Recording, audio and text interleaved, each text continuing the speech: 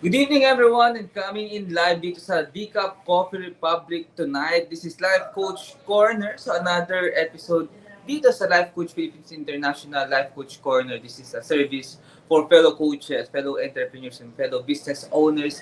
And specifically in this month of May, we have a complete beautiful series for all of you. No? When I say all of you, yun nga po yung mga fellow coaches ko dyan.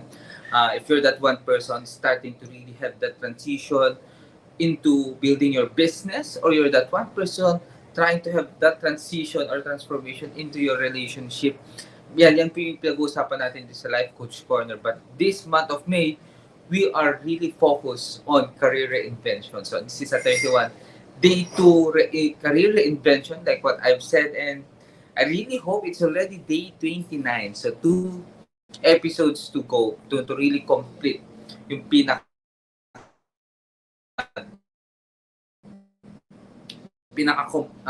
May. So actually, itong mga susunod na episodes, starting from this 29, 30th, and the 31st episode natin, which is yung last na episode natin, we're actually on the final days, integration and launch.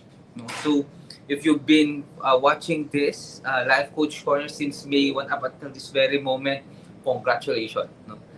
Ibig sabihin, you started you have that picture of the foundation to really have that successful, solid career transition that you can really do at any time. Kasi natutunan mo na siya, maybe you can start helping people as well to have that transition. You can review yung mga natutunan mo po dito sa Life Coach Corner this full month of May. And maybe dahil nga may 30 days retention na yung mga Facebook Live natin, you can also watch yung mga episodes natin in our YouTube channel. So those are available, highly available po sa YouTube channel. You can copy, share those video. Or you know what's the best way for you? And kung gusto mo mag-dive deep, really go into implementation mga natutunan mo into have a better career transition like now. Punta po kayo dito sa 𝐵𝐾𝐽 Coffee Republic. Location namin, Pioneer Center Compound, along Pioneer Road, corner Brixton and United Streets, Capitolio, Pasig City. Pag-usapan po natin yung career transition ninyo. Ayan. So, by the way, I'm Coach Orvyl. No? I'm coaching entrepreneur for 7 years now, and one of the beautiful transition and transformation that I got in this profession, it's the confidence to be able to speak, to teach, to express myself, to share my opinion without the fear of what others might say. And because of that, from being a typical software engineer, right now I'm a solutions architect managing people in my corporate life, and being a coaching entrepreneur, a businessman since 2018 when I started this journey at this very moment. One of the most favorite milestone that I got happened last December 2024, wherein I got the opportunity to lead the operations dito po sa 𝐵𝐾𝐽 Coffee Republic along with Coach C, and of course with the guidance up until this very moment, of course, our owner, yung our owner po ng 𝐵𝐾𝐽 Coffee Republic, of course, number 1 po yung chairman namin, si Master Coach A, and then yung mga anak niya, of course, si Coach Clint, and Coach Clint, and then Coach Allen, sir, the one who's doing the support, the back end in this Facebook Live, and then si Master E. No, this is really one of my proudest milestone in entrepreneurship, in really doing a career reinvention. Hindi ako nag-transition because up until now I'm working on my passion in IT, and at the same time my passion of really building a business, passion of really the coaching. And then of course there really, like the sweetness in my heart of leading the operation of 𝐵𝐾𝐽 Coffee Republic, that once it's the home of or a refuge for me way back 2018 when things aren't that okay, and then up until I invested myself towards life coaching, learning the profession, learning the lifestyle, the art, the science, and then the business as the whole. So yun, dito po nag-start kung saan po ako nagla-live right now, 𝐵𝐾𝐽 Coffee Republic. And maybe you're that one person too. You are looking for a refuge right now. You're looking for an incubation. Incubation meaning You have an idea, you just don't know how to start, when to start, and you're looking for something else. And yung something else na yun, it's actually the community and the support that you've been looking for. Maybe you're totally equipped right now. You know completely the vision, the idea that you have. Nahihirapan ka mag-start. Maybe the question, who are the people supporting you? Are you operating on the right space right now? So you can visit us in Sadika Coffee Republic. So, going back with our series, Career Reinvention, in a rapidly evolving world, too many talented individuals remain stuck in careers that no longer inspire or fulfill them. They sense a change is need but struggle with how to begin. Is this you? Are you connecting with that? So, here po, no, sa Life Coach Philippines International, we believe everyone deserves a career aligned with their purpose, with their strengths, with their vision, with their passion. The true challenge is really not one, no, that it's not really about change. Hindi yun yung challenge. The challenge is navigating the uncertainty of what's next. Gusto naman natin, no? Maybe you're in a point of your life right now, comfort zone is no longer that comfortable. And I hear you, and we understand that because you need to have that. You're growing, and maybe you're outgrowing your space right now, and you feel not okay with it. You feel there's a tension, resistance happening of what you've become and what your inner self is trying to say. One thing that inner self wanting to really go out. You're having that what we call right now the sacred dissonance. Dito po sa Teacup Coffee Republic, we understand that state. We understand, and we really really passionate to really journey with you with that. And actually, at the end of this episode, I'm going to share with you a beautiful experience that you can have too.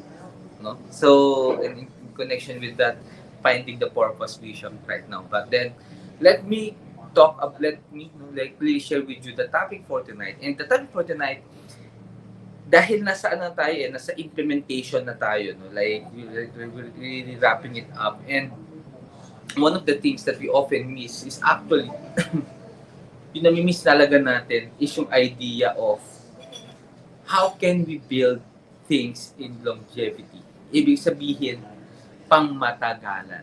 Ayan, di ba? So, your career reinvention, yung ginagawa mo right now, the idea of transitioning wasn't just for a 90 days. Hindi lang yan na mag-e-end sa 90 days mo. It will be for a long game.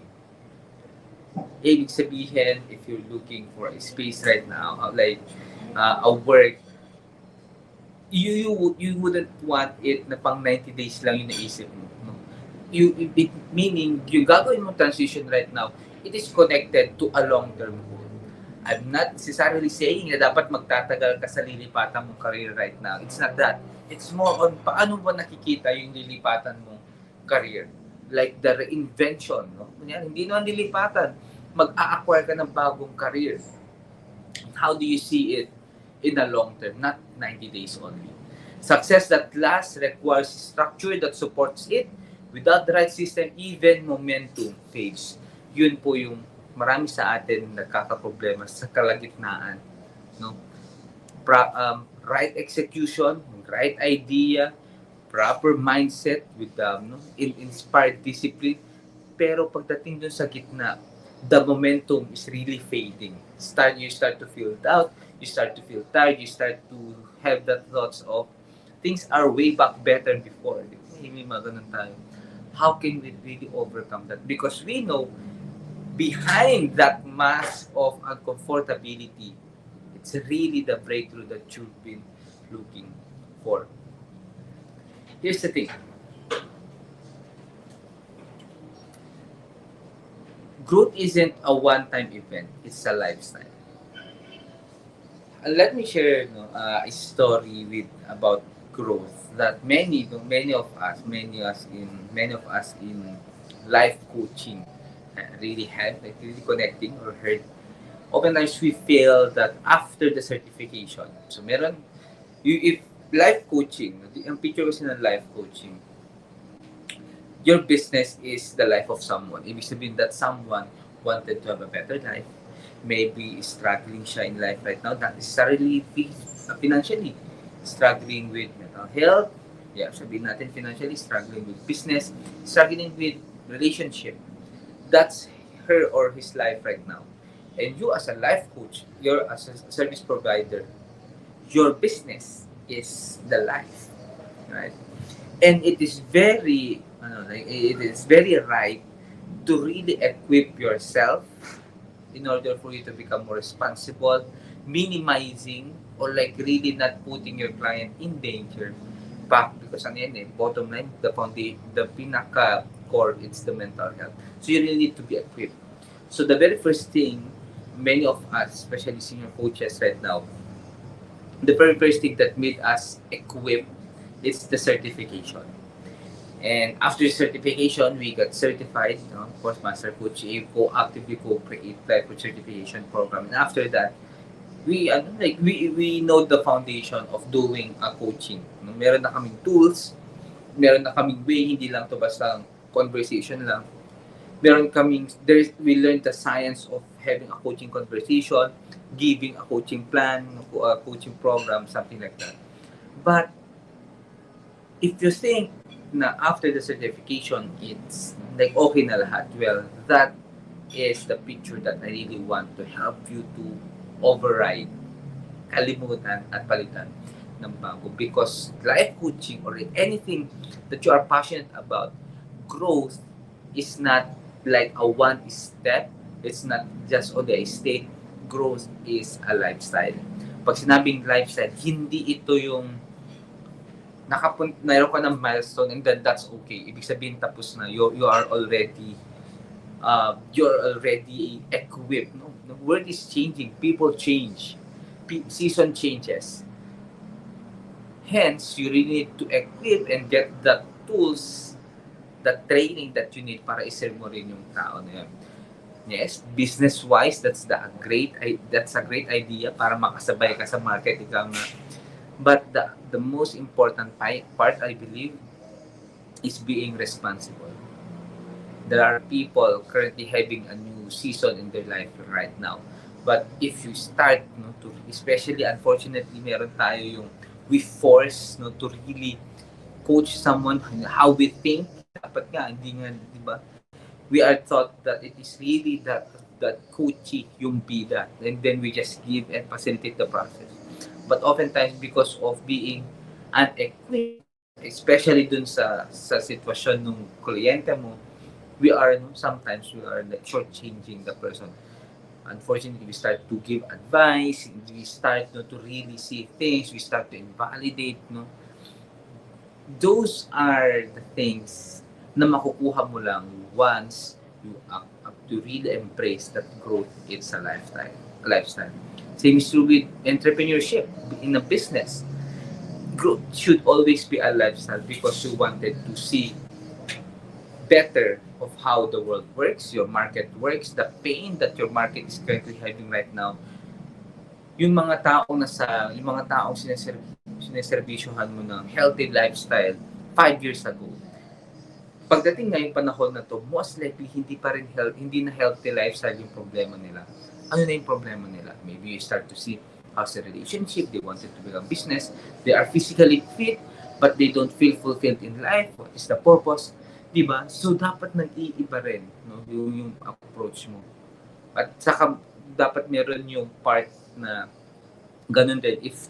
If nung 5 years ago, iba na yung season, right now, iba yung season, ibig sabihin, I should be ready tomorrow that there will be another season.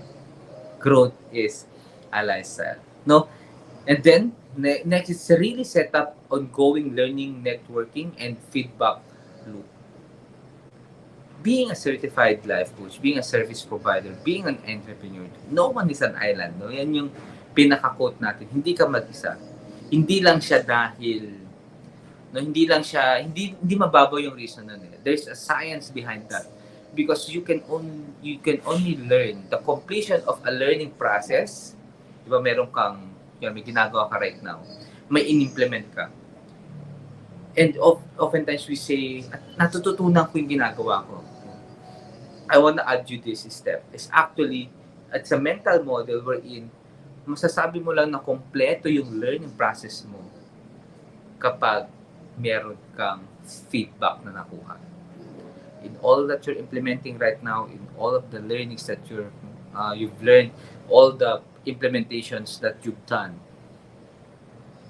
what are the feedback that you've got?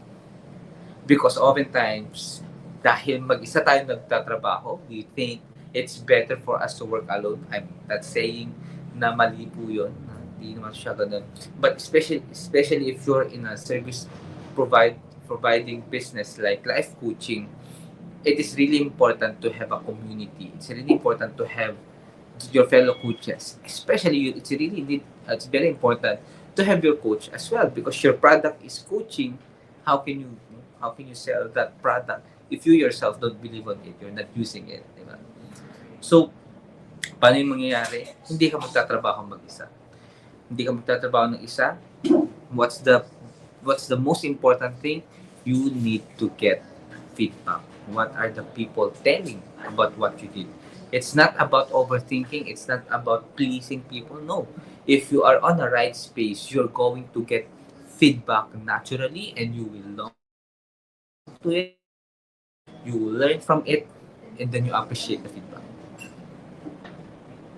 Protect time for career maintenance each month. Ayan. So sabi nga dito, like we need to really build that habit of learning. Kung gusto nating maging lifestyle ang growth, what are the habits? Because you are your habit. You are your choices.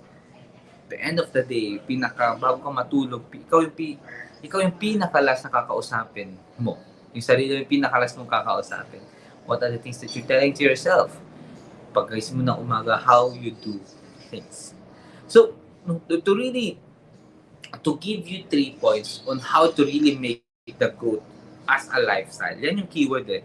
Growth as a lifestyle. You learn the techniques, you learn the principles, you are now ready to implement, and how can you move forward?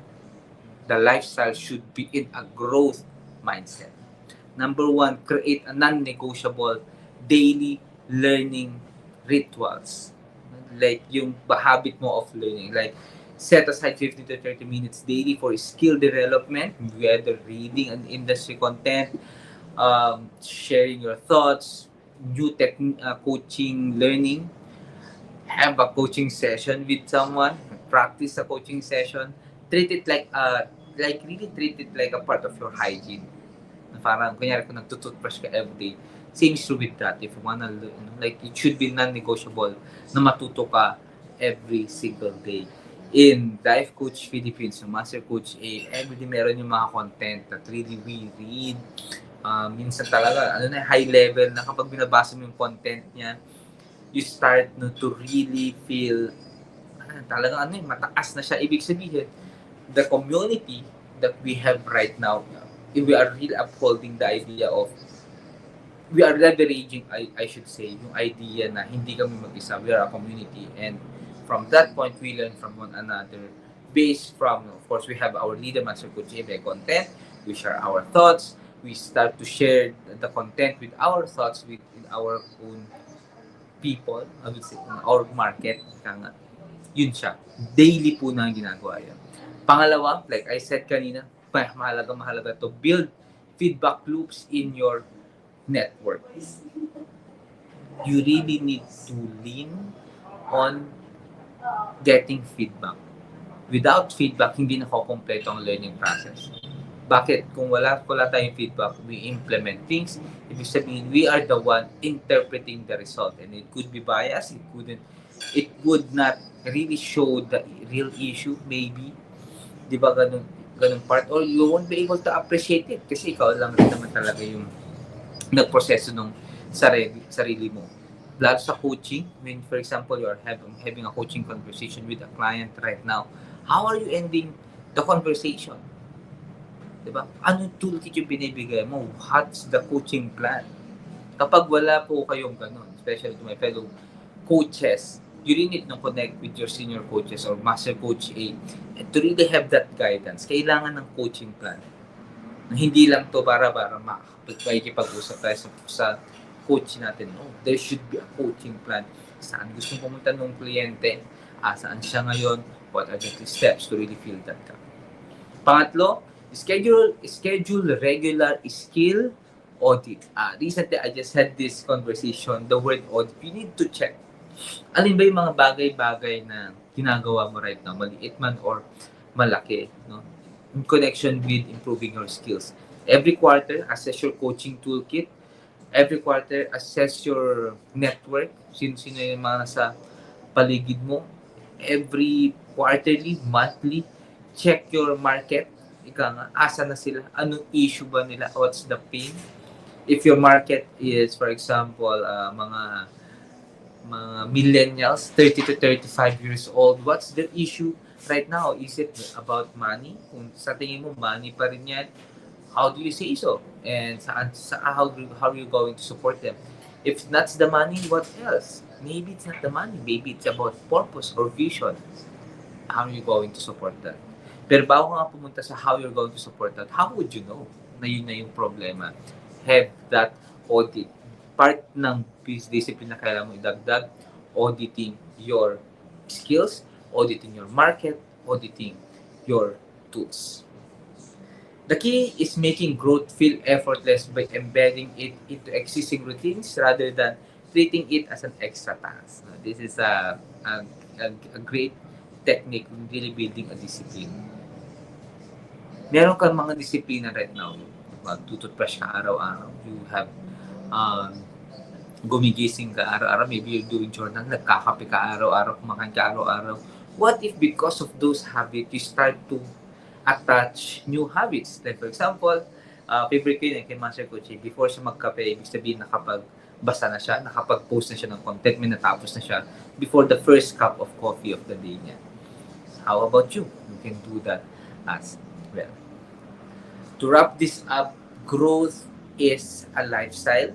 Kailangan natin siyang i-embrace at hindi lang po ito isang one-stop.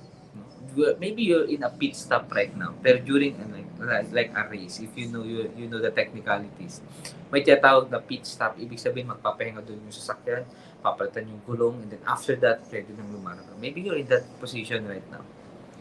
You're on a pit stop, and how would you like to change the trajectory of your business, the trajectory of your life?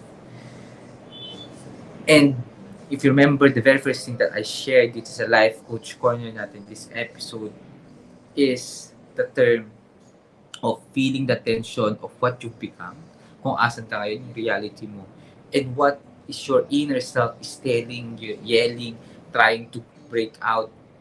You feel that tension, you feel that uncomfortability, you feel unfulfilled even though pag titignan mo, you are really successful in life. Like success, worldly success doesn't mean nothing. Do you have a lot of questions na hindi mo masagot-sagot? We call that sacred dissonance. The tension, that uncomfortability. And I promise, I'm going to share with you experience and what we call the sacred getaway experience on July 1 and 2 by Master Coach A. No, meron po kaming retreat on July 1 and 2. Have a conversation with us. Try to assess. No, check mo siya with our quiz. So visit mastercoach.com/form-dissonance quiz. Sacred dissonance, I should say.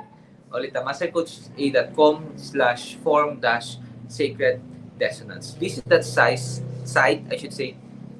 Take the quiz. That's just a 12-question quiz, and you would have that reflection na maybe nakita mo, hindi isolated yung case mo, and there's a chance, and there's a way for you to break through.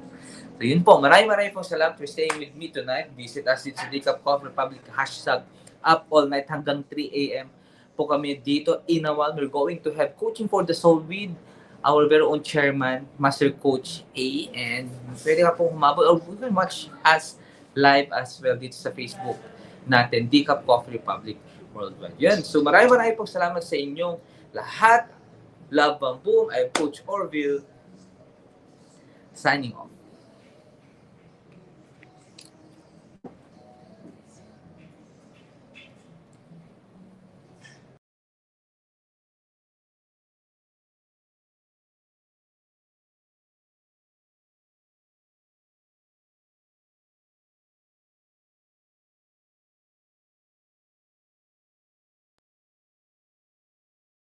As a business owner, are you overwhelmed by the need to post beautiful, engaging content every single day? Are you left wondering what to write? Tired of scrolling through stock photos that all start to look the same? Confused by complicated graphic design programs? Rise Up Creatives is here to help. Each month, we give you everything you need to create 31 days of social media content in just 5 minutes a day. Customizable captions, curated lifestyle photos, a drag-and-drop graphic design tool, and the ability to post directly to your social media accounts. No one else empowers you with these 4 resources all in one place.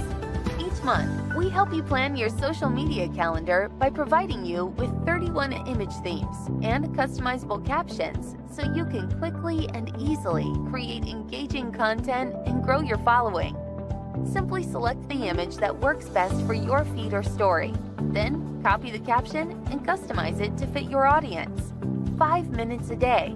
It's that quick. Plus, you'll absolutely love our drag-and-drop graphic design tool. Start from scratch or choose one of our beautiful templates to fit your unique brand.